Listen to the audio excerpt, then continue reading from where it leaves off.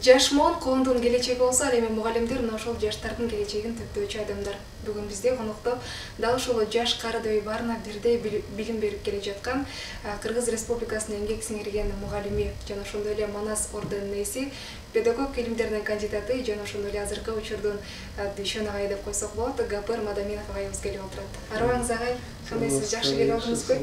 Рахмат. Ордо болушуна кош келдиңиз агай.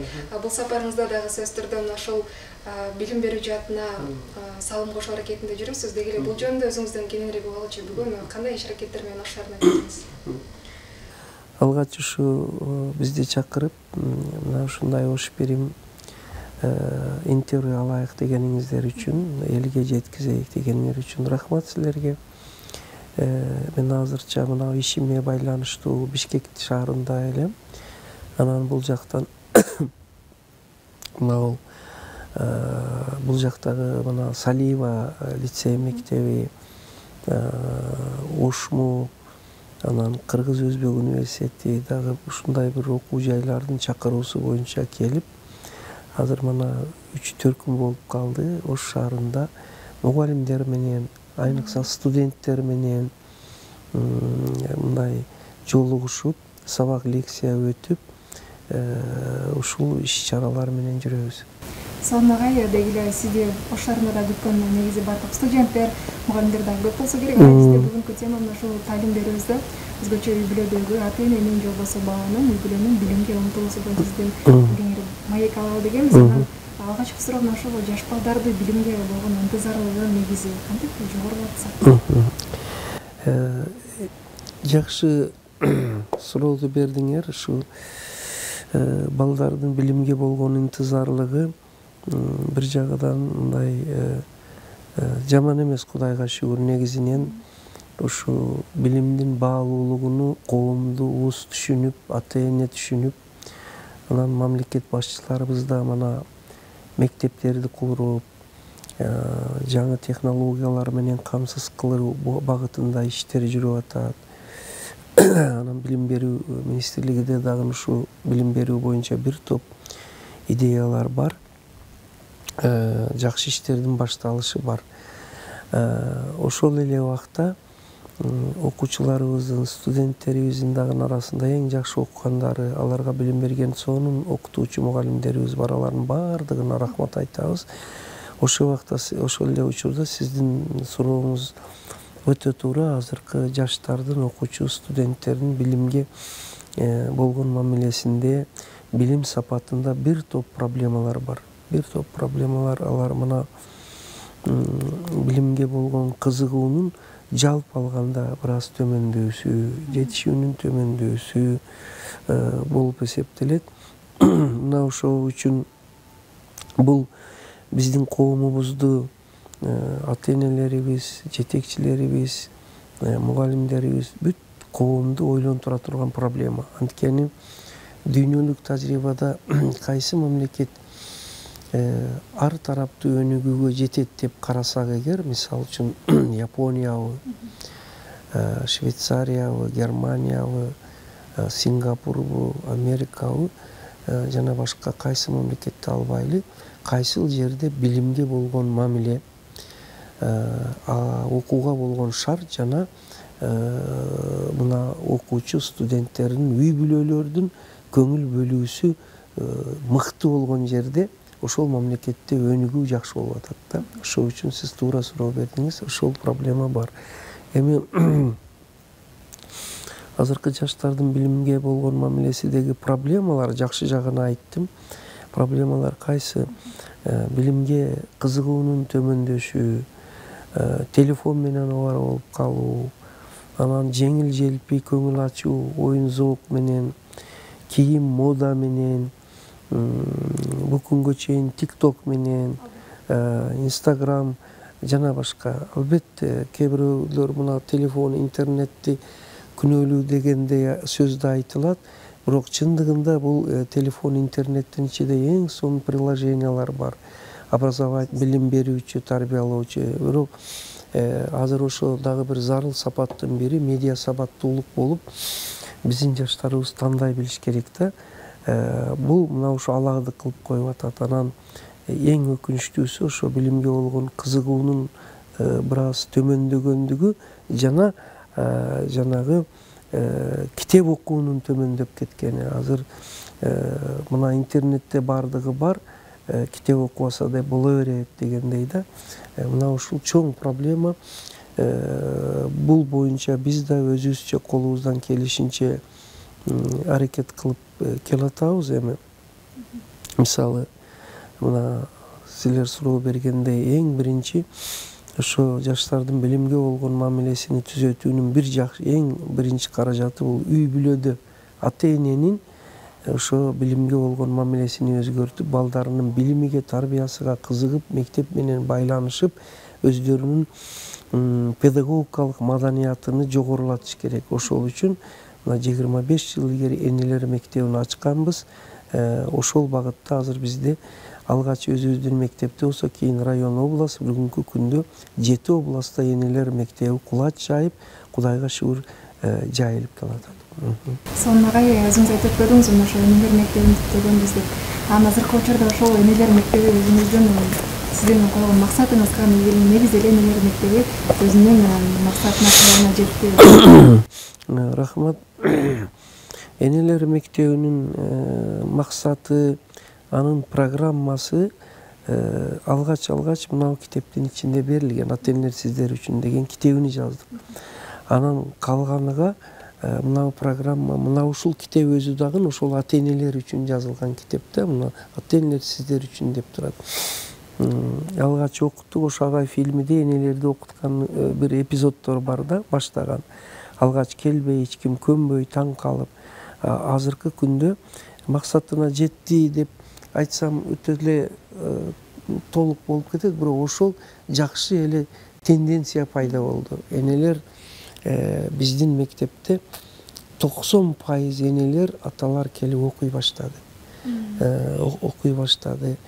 Натыйжада үй бүлөдө билимге болгон климат, мамиле өзгөрдү. Үй бүлөдө балдарга сабак даярдоочу шарт түзүлүп, стол үстүндөгү лампа, үй бүлөлүк китепкана түзүлө баштады. Ата эне балдар келгенде күндөлүгүнү, дептерини карап, кол жазмасыны карап, математикадан иштегенди карап кызыга баштады да. Анан баардык ата эне үй бүлөлүк китепкана түзүп, анан мугалимдерге мектепке барып, сабактарга катышып, ал жерде барып бир проблемаларды көтөрүп чыгып эмес, мугалимдерге колдоо көрсөтүп, колдоо дегенде кандай?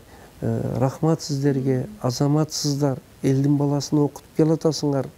Бир кезде айлык төмөн болгондо да окуттуңар эле, азыр окутуп атасыңар. Кудай силерди колдосун деп дем берип, позитивдүү мамилеге өзгөрдү да. Ушунун өзү өтө чоң фактор болуп, биздин мугалимдерди да шыктандырып, окуучулардын ата энеси келип кызыгып көңүл бурганы алардын билим сапатыга дагы жакшы таасир берди. Сонун агай, энелер мектеби деп аталган менен ал жерде аталар дагы деңизи бар окуса болду экен да? Ооба, аталар дагы келип, катта энелер, чоң ата, чоң эне да келсе болот. Эми көбү мага сурайт да, эмне үчүн сиз энелер мектеби дегенсиз деп ошо сурайт. Бирок негизи ылайым дайым эле ата энем бирге болсун, бар болсун. Ата энелүү балдар көп, бардык балдар ата энеси менен болсун ылайым Кудай. Эне мектеби деп атаганыбыз мындай экен да, балдарга 80% интеллект, акыл эс бардыгы энеден өтөт экен. Айныкса уул балдарга. Биринчиден, экинчиден эне балдарга жакын болот экен. Ата жумуш менен сыртта болот. Үчүнчүдөн өзү эзелтен энелердин бала тарбиясыга көп көңүл бурулуп, мисалыга ислам илиминде дагы, мусулманчылыкта дагы эне бул медреседир деген сөз бар экен. Эне медреседир деген эки ооз сөздүн ичинде чоң мазмун жатат. Ошол үчүн анан энелердин мектеби деп атаганмын. Анын программасыны түзүп 96-97 жылдан бери өтүп келатам. Албетте аталар да келип катышат. Сонуна анан биз окуучуларга негизи студенттерге билим алуу үчүн окуу жайга же болбосо мектепке жөнөтөбүз. Анан мына ушул билимди бир гана мектептен албастан үйдөн дагы өзгөчө билим алуу үчүн ата энелер кандай иш-аракеттерди жасашы керек? Эң жакшы. Алгач мына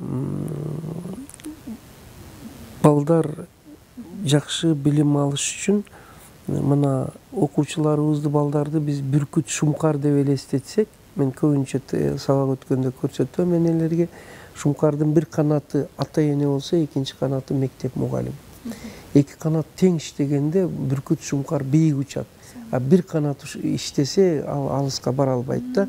Ошондой ата эне бул жерде ошо алгач тарбияны берип, анан эми ата эне билим берүүгө жардам берсин десе, балдарын окушуга жардам берсин десе, бирөөлөр биз математиканы иштей албайбыз, физиканы түшүнбөйбүз, химияны иштей албайбыз, балдарыбызга жардам. Жок, сиз балдарды билимге болгон ихласыны, кызыгуусуну, урматыны, мугалимге болгон ишеничини, урматыны түзүп бериң, а билимди бериш мугалимдердин иши. Миң өкүнүчтүүсү азыркеде балдарга ошол сапат жетишпейт. Билимге кызыгуу, билимдин баалуулугу, мугалим мектепке болгон урмат, сый, анан ишенимдин жетишсиздиги. Ата энелердин чоң салымы мына ушуга жардам берүү.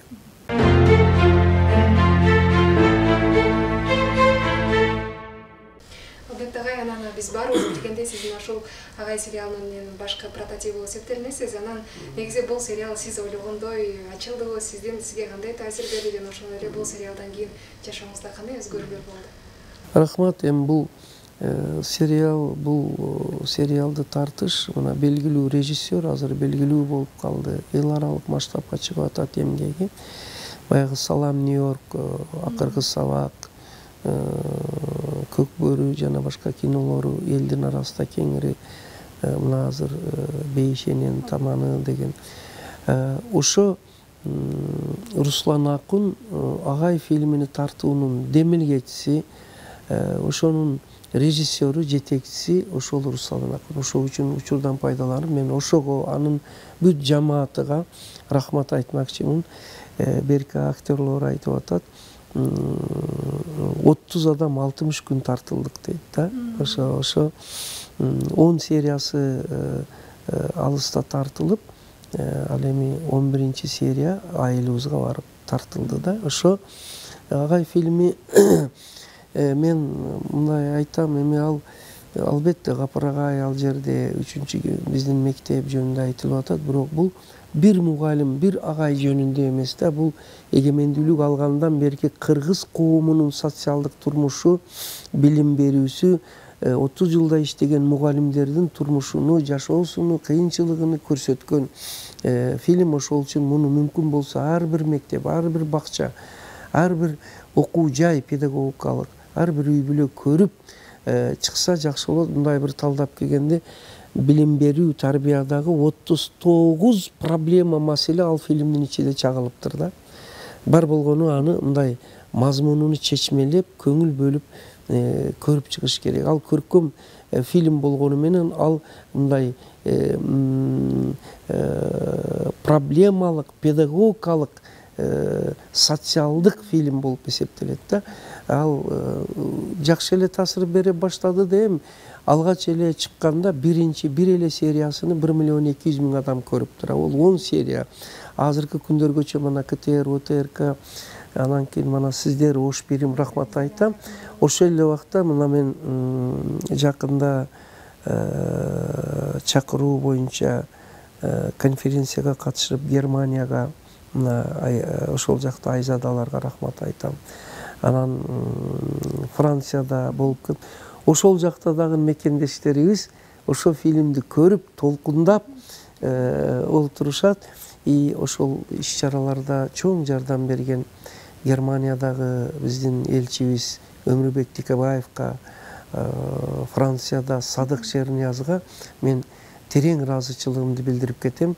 Жана ошол иштерди уюштуруп жүргөн Айзада, Даниэл, Алмаз деген илимдин доктору, Парижде иштеп аткан кыргыз жигит.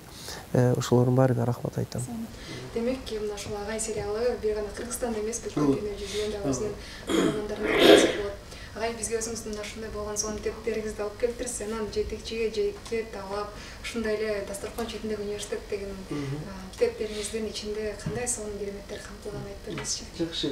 Мен ошо китептен илгери баягы башкы сурооңуз мынауну мен айтайын. Бул ата-энелер сиздер үчүн көп айтып атат да, бул эмне жөнүндө китеп депчи, билген бар, билбеген бар. Бул бала бойго бүткөндөн баштап төрөлгөн балдар, бир айылдан 17-18 жашка чейинки балдардын физиологиясы, психологиясы, дидактика, аларды тарбиялоонун методикасыга арналган. Башкача айтканда, ата-энелер үчүн ата-эне болуунун булагы көп. Ошонун бир булагы катары ата-энелерге баардык кесипке окутулат экен. Дарыгерликке, инженердикке, мугалимдикке, бирок ата-энеликке окутулбайт экен да. Ошо ата-энелерге колдонмо болсун үчүн жазылган. Бул жерде балдарды үй бүлөдө мектепке даярдоо, илим билимге кызыктыруу, мугалим мектепке урмат тарбиялоо, мектепке барганда сабактарга кызыгуу менен катышуу, өз алдынча балдардын билим алуусун үйдө уюштуруу жана балдар үчүн зарыл көркөм адабияттардын тизмелери жана башка көп маселелер бул жерде камтылган. Азыр бул китеп 9-10 жолу кайра басылып чыгып атат да. Бул элибизге кеңири таркап кетти. Эми сиздин экинчи сурооңуз баягы жетекчиге жеке талап. Бул китепти жазуума себеп ушу азыркы күндө дүйнөлүк тажрыйба көрсөтүп жатат, кайсы бир мамлекетте эң ылдый бакча, айыл өкмөтү, мектептен баштап эң жогорку жетекчилерибиздин бардыгы да эгерде өтө жетекчилик жакшы жөндөм билим, компетенция, интеллект болуп, анан эң башкысы адилеттүүлүк, элдүүлүк сапат болуп, ишбилермандык сапат болсо, ошондо өнүгүү болот экен да. Анан бул китепти жазууну баштаганым бул мындан 30 жыл илгери темасын коюп койгон элем. Ушул кол жазмам бар азыр дагы, жетекчиге жеке талап деп. Ал тезис эле анан жүрүп мына ушу китепти анан жазып акырына чыгарышка эме кылдым. Бул жерде жетекчинин 7 тиреги жана жетекчинин 7 адашуусу, азгырыгы деп баштагам. 7 азгырыгы. Андан кийин жетекчиликтин 7 сыры. 7 сыры дүйнөдө жетекчилик менен ис калдырган адамдарды бердим. Алар кандай, кимдер дегенде, мисалы үчүн Конфуций, Улуу Петр, андан илгери өзүбүздүн Мухаммад пайгамбарыбыз, Жусуп Баласагын, андан кийин Жорж Вашингтон, ар жактан ал тармактан алдым да, андан кийин Ысқақ Разақов, мына жетекчилик менен, андан кийин азыркы күндө дүйнө бүт суктанып жаткан Сингапурду ошол даражага алып чыккан Ли Куан Юнун жетекчилик сапаттары, Цукерберг, андан кийин биз сыймыктанган Каныбек Исаков, мынакей ошмунун ректору Аскар Салимбеков, ушулардын жетекчилик сырларыны кыскача бердим. Себеби биздин бир чекеси азыркы жетекчи иштеп жаткандарыбызга дагы бардыгы колдонмо китеп болот. Экинчиси өсүп келаткан биздин балдар, кыздарыбызда лидерлик сапат болсун деген мааниде мына бул жерде эпиграф кылып алганмын. Мына мындай деп: сөз чакырат үлгү ээрчитет. Эй жетекчи, эгер сен жетектеген аймак, чөйрө жакшы болсун десең, бардык иште үлгү көрсөт дегендей. Экинчиси, жетекчи бардык жактан жеке үлгү көрсөтөт, жашоодо, жумушта, адамгерчиликте деп туруп, анан сонун ойлор барган. Эң кызыктуусу акырында жетекчинин эл сүйгөн 14 сапаты жана жетекчинин эл жек көргөн 14 сапатыны бердик да. Ошол жерде менимче бул жакшы эме колдонмо болот. Бул китепти окуган бардык жетекчилер ушул китеп аркылуу өзүнүн жетекчилик сапаттарын типтеп алса болот. Өзгөчө мектеп жетекчилери. Албетте. Анан агай кайсы гана учурда болбосун ар бир адам өнүгүү учурунда болуп туруш керек, окуп үйрөнүп турушу керек дейбиз го. Бирок бизде тилекке каршы азырынча жаштар окушу керек, жаштар билим алышы керек. Анан чоң моунга келгенде окуунун кереги жок деп өнөгөөгө аракет кылбай калышат да. Ошол нерсени дагы негизи чоңдор арасында дагы бардык бала окуп жаткандан кийин сөздөр ата эне дагы билим алышы керек. Бардык адамдарга азыр көчөдө кантип ушуну жеткирсек болот? Буга бир сизге жооп берейин. Мусулманчылыкта бешиктен кабыр акыркы күнүңө чейин билим ал деген да. Бул бир. Эми экинчи бир мына илимий адабияттарда айтылып жүрөт. Макалдар бар. Кылым жашасаң кылым оку деп. Ошонун кортунду чыгарсак, демек, мен уже жашым чоңоюп калды. Окуучулар окусун, студенттер окусун, мен окуй бедем деген бул туура эмес көз караш да. Бая айтып атпайбы? Бешиктен акыркы күндөрүңө чейин оку. Ол дегени 90 жашка чейин окуй бер депчи. Экинчиси, азыр мына үзгүлтүксүз билим алуу деген дагы бир чоң багыт башталып атат. Ал непрерывное образование деген да. Ал кайсы дегенде, илгери бир кесипке ээ болгондон кийин адамдар шол кесиби менен иштеп пенсияга чыгып кетет эле. Азыр глобализация болуп атат ааламда ошол. Азыр IT технология чыгып атат, жасалма интеллект чыгып атат. Кээ бир кесиптер барган сайын кыскарып кетиши мүмкүн, өтө чоң башка кесиптер пайда болушу мүмкүн. Ошол үчүн азыркы илимий маалымат боюнча бир адам кеминде 4 жолу, болбосо өмүр ичинде 8 жолу кесипти же алмаштырышка, же айкалыштырышка туура келет экен. Ал үчүн ал баягыдай мына эми кылым жашасаң кылым оку деген дагы бир жолу тастыкталып атат да. Ошондой. Ал эми анын үчүн эмне керек дегенде, анын үчүн биз жаштардан баштап бардык жаш доор мезгилдеги адамдарыбызда ошо кылым жашасаң кылым оку деп эле койбостон, эми кандай кылып ону окуш керек дегенге ошонун китебин билим алууну үйрөн. Үйрөн деп китепти жаздым. Мен азыр сиздер чакырганда Ошмуда илимий жумалык болуп 2 күндөн бери ошол жерде конференцияга катышып, студенттерге сабак өтүп, лекция өтүп, жолугушуп келатам. Ошол жерде дагы айттым. Биз азыр ошо мен улгайып калдым дебестен 20, 30, 40, 50, 60 жашта дагы үзгүлтүксүз билим алуунун, өзүнүн билим алуу дегенде жалаң эле кесипке, өнөргө ээ болуш үчүн эмес, ал биринчи албетте өзүнүн инсандык сапаттарын өстүрүш үчүн дагы окуш керек. Мына ошол бул ошо үзгүлтүксүз билим алуунун, өз алдынча билим алуунун методдорун үйрөтүүчү китепти жазып, мына ушуну даярдап койдук. Албетте анан агай кайсыл гана үй бүлөдө болбосун, ошол бала кош уяда мен болсо учканда ошону алат эмеспи? Анан үй бүлөдө дагы баланын ата энеге болгон мамилеси мыкты болушу үчүн негизи кайсыл жерде болбосун кандай нерселерди үйрөнүшү керек? Ошол бала жакшы нерсени үйрөнүү үчүн үйдө кандай атмосфера болушу керек? Эң жакшы. Эң жакшы. Үй бүлөдө балдар жакшы чөйрөдө өсүш үчүн биринчи баягы ата энелер сиздер үчүн китебиде көрсөттүм го. Эң алгач Кудай ылайым тынч аманчылык болсун, жаштар өмүрлүү болсун, ооруларга шифа берсин деп тилейик. Үй бүлөдө дагы жакшы, ынтымактуу, жылуу, мээримдүү климат болуш керек. Ошол эле убакта жоопкерчиликтүү да.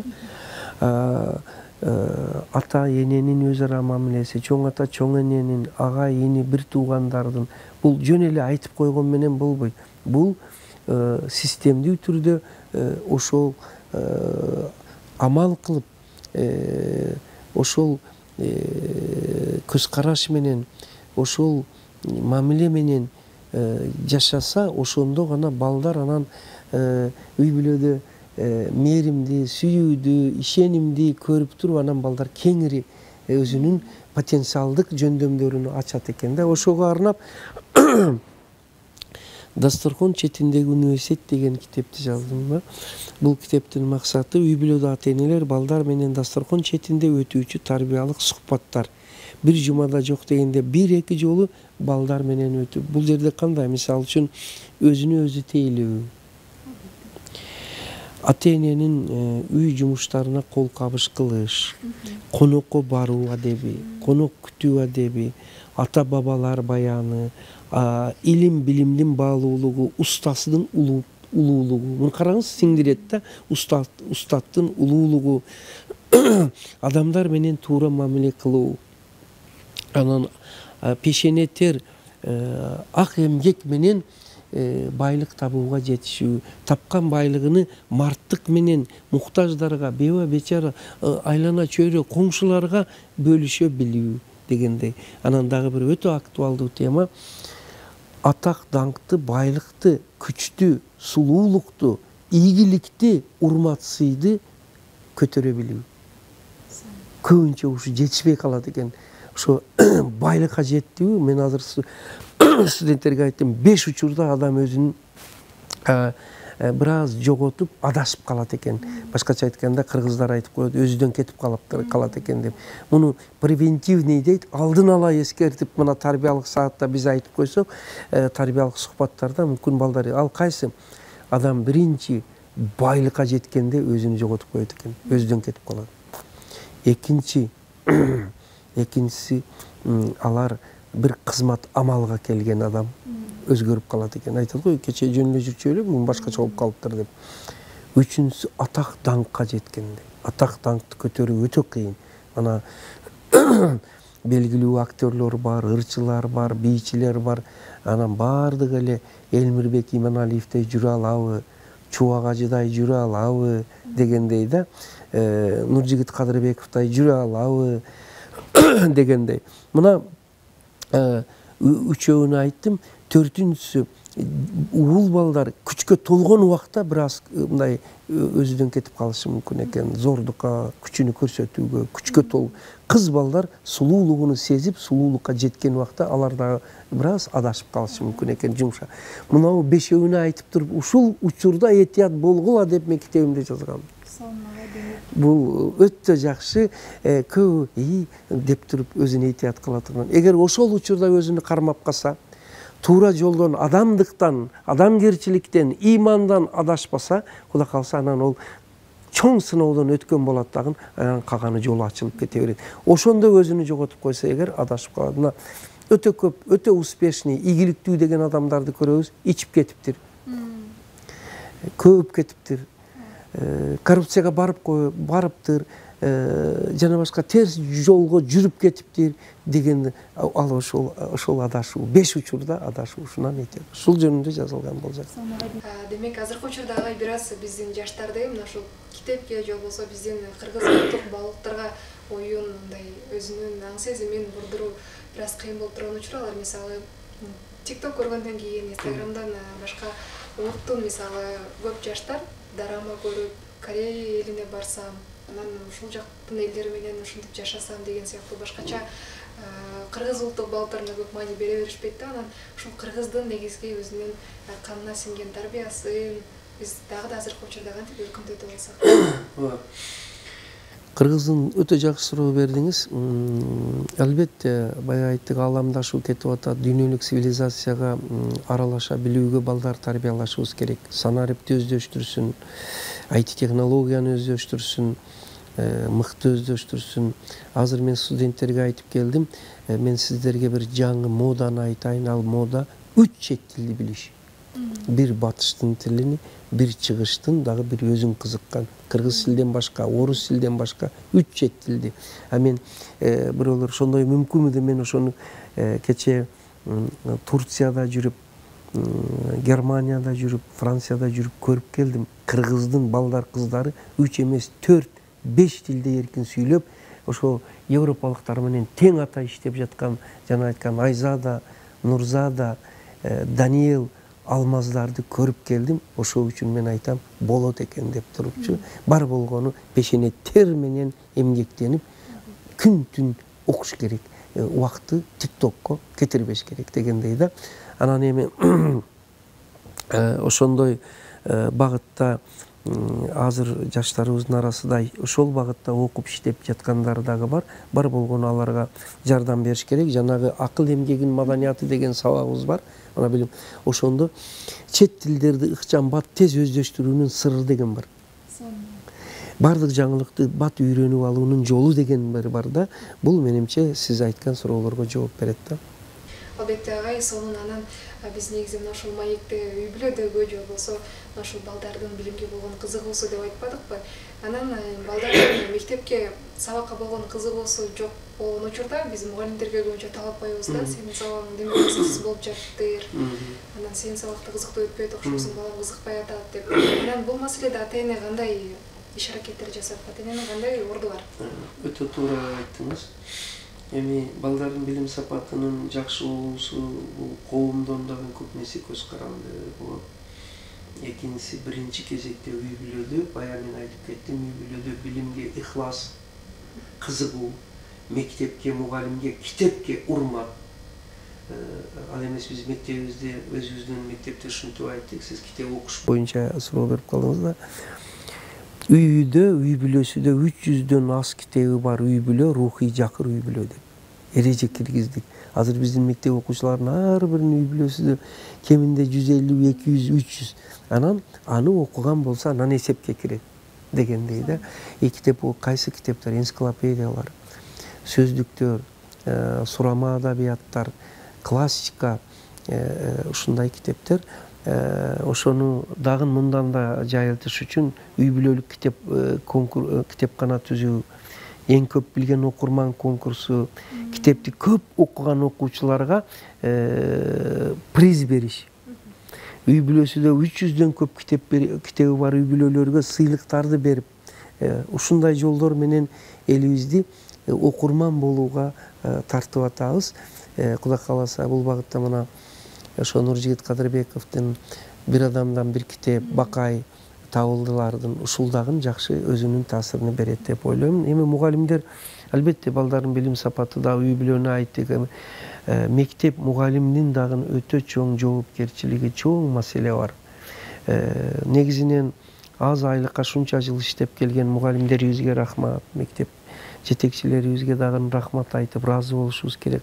Азыркы мына 5 жылдан кийин 15-20 жыл иштеген директорлор энди тапшырсын дегени мүмкүн бир жагы туура, бирок ошолорду өтө урмат менен алардын акыл эс тажрыйбасын пайдаланыш керек. Анткени алар учурунда 3 ай, 5 ай, 6 айда 1 айлык берген мугалимдер ар жака кетип калган, кыйын убакта мектепти жетектеп келген. Мектепти сактап калган ал директорлор, ал мугалимдер, иштеген мугалим. Ошол үчүн аларга эми мына азыр IT технологиясы чыкты, заманбап мугалим чыкты деп ал жакшы, бирок заманбап мугалимди чыгарган кечеги мугалимдерди унутуп койбостон аларды дагы өз ордуга кое билсек керек. Мисалы үчүн Бектир Ысаков Таласта кандай сонун мугалимдер бар. Ушул сыяктуу Кыргызстандагы кечеги мугалимдерди, кечеги жетекчилердин акылардын акыл эс тажрыйбасын биз пайдаланышыбыз керек. Ал эми жаш мугалимдерге болсо, урматтуу жаш мугалимдерге мен кайрылып айтам, сапаттуу билим алып мектепке келиңиздер. Сапаттуу билим алып келиңиздер. Азыркы кээ бир студенттердин мына билим сапаты жакшы, рахмат айтабыз, бирок көпчүлүк ойлонуп турат да. Ушул багытта мына азыр Ош мамлекеттик университети ошо мени чакырган жерде ректор Кудайберди Гапаралиевич аларда ушу инновация боюнча бир топ иштер жүргүзүлүп жатат. Ал эмес жанагы акыл эмгек маданияты деген сабагыбызда алгачкылардан болуп Гүлзат Жумашева деген азыр 2-3 жылы өткөзүп балдарынын билим сапатыга иштеп атат. Анан Жутанова Гүлзат деген педагогика факультетиде. Ал эми азыркы күндө мына кече чоң 300 студент катышкан конференция жолугушуу кылып өткөздү Кыргыз Өзбек университети. Анын ректору жаңы ишти баштаптыр. Ал жерде Жаннат деген деканы, мыналар билим сапатыга кам көрүп атат. Мен ошолордун бул эки университеттин жетекчилигине, ал жерде уюштурган ошол уюштуруучуларга терең ыраазычылыгымды айтам. Ал жерде бир жаңылануу, умтулуу, өзгөрүүгө аракет болуп атат. Мен илгертен билген Ош педагогикалык университетиде Бекмурза Зулуевдин дагы жакшы бир эмгеги бар. Ошол эле убакта мен айтамын, мугалимдердин сапатыны мындан да күчөйтүрүшүбүз керек. Мугалимдерибиз азыркы мына эмелерди азыркы муунду Z муун деп, альфа муун деп атат. Буларды окутуш үчүн өтө күчтүү билимге, интеллектке. Азыр көбүнчө айтып атат, балдар телефонго кирип кетти, интернетке кирип кетти. Аларды ал жактан сууруп чыгып, магниттай болуп өзүнү тартыш үчүн мугалимдерге өтө чоң эрудиция, өтө чоң интеллект, өтө чоң билимге, илимге балдарга болгон сүйүү керек экен да. Мына ушул багытта мен мына Кыргыз Өзбек университетине айттым го, Мамасадыков Абдылбайит Асанович деген жаңы ректор болуптур. Жаннат менен декандары менен биргеликте чоң иштерди баштап атат. Аларга ийгилик каалайлы. Анан Бишкекте мына Бишкек гуманитардык университетиде дагы чоң аракеттер жасалып атат. Арабаевада кудай кааласа педагогикалык билим берүү университет институттары билим сапатыга көңүл бурса, мана Батмуда Айдар Гыясов деген келди. Билим сапатыга көңүл бурса, анткени биз окуучулардын билим сапаты дейбиз. Окуучулардын билим сапаты болуш үчүн мугалимдердин сапаты болуш керек да. Ошол үчүн бул багытта чоң иштерди жасаш керек. Агай, бизге берген убакыт соңуна келиптир. Ошол биздин эфирдин аягында акыркы өзүңүздүн соң келтиресин катарында болгон тарбия баалуулук китеби жөнүндө бир аз айтып бериңизчи. Бул китеп жакында, бул дагы жакында чыкты, бир ай болуп, тарбия баалуулугу. Бул тарбия жөнүндө сөз көп экен, бирок тарбиянын баасы баалуулугу жөнүндө аз экен да. Ошол үчүн азыр тарбиянын баалуулугу десе, биз тарбия десе, ассаламу алейкум деп айтса, адептүү жүрсө, бул албетте тарбиянын биринчи талабы, бирок тарбиялуулук деген, тарбиянын баалуулугу деген өтө чоң маселе. Аны мен мына бул жерде, бул китепте бердим. Мына тарбия инсанды сактайт, тарбия үй бүлөнү сактайт, тарбия мамлекетти сактайт, коомду сактайт, тарбия ааламды сактайт экен да. Ушул чынжырчаны бул жерде бердим. Анан тарбиялуу инсан дегенин 18 критерий белгисини бердим бул жерде. Мына 18 критерийси белгисини бердим. Анан тарбиялуу инсан болуу үчүн кандай жолдор менен жетсе болот, мына ушулар берилди. Мен ойлоймун, биз мына азыр IT технология, англис тили, чет тилини үйрөнүүгө канчалык көңүл буруп атсак, алардан дагы илгери биз тарбияга көңүл бурушубуз керек экен. Мына бул жерде бир сөздү жазып койдум. Эпиграф кылып пайгамбарыбыздын сөзүн алдым. Мен жакшы адеп ахлактарды толуктоо үчүн жөнөтүлгөнмүн деп пайгамбарыбыз. Ал эми Конфуцийдин бир сөзү бар. Жалпы мамлекет жетекчилерге, кайрылып айтып атат: элиңди тарбияла деп. Элиңди деген жаштарыңды деген жок. Элиңди тарбияла. Эң акыры Виссарион Григорьевичтин бир Белинский дегенин күчтүү сөзүн эпиграф кылдым. 3 тармактан 3 адамды алдым да. Тарбия улуу иш, аны менен адамзат тагдыры чечилет. Ушуну менен сөзүмдү жыйынтыктамакчымын. Келиңиздер, кыргыз ааламдын, Кыргызстандын тагдырын чече турган тарбияга астейдил, терең маани берели деп айтмакчымын. Сиз дагы бир жолу чакырганыңыздарга рахмат. Дүйнөгө тынчтык тилеймин. Кыргызстаныбызга тынчтык, туруктуулук, өнүгүү болсун, элибиз эсен болсун. Сизге дагы ден соолук каалайбыз. Агай, дагы да болсо биздин көптөгөн жаштарды, көптөгөн улумундарды окутуп, пайдалуу кеңештериңизди берип жүрөрүңүз демекчибиз. Урматтуу көрөрмандар, мына ошентип бизге берилген убакыт дагы соңуна келип жетти. Албетте биздин талим берүүсүн социалдык баракчалардан да күзөтүп барсаңыз болот. Кийинки берүүлөрдө көрүшкөнчө сак саламатта туруңуздар.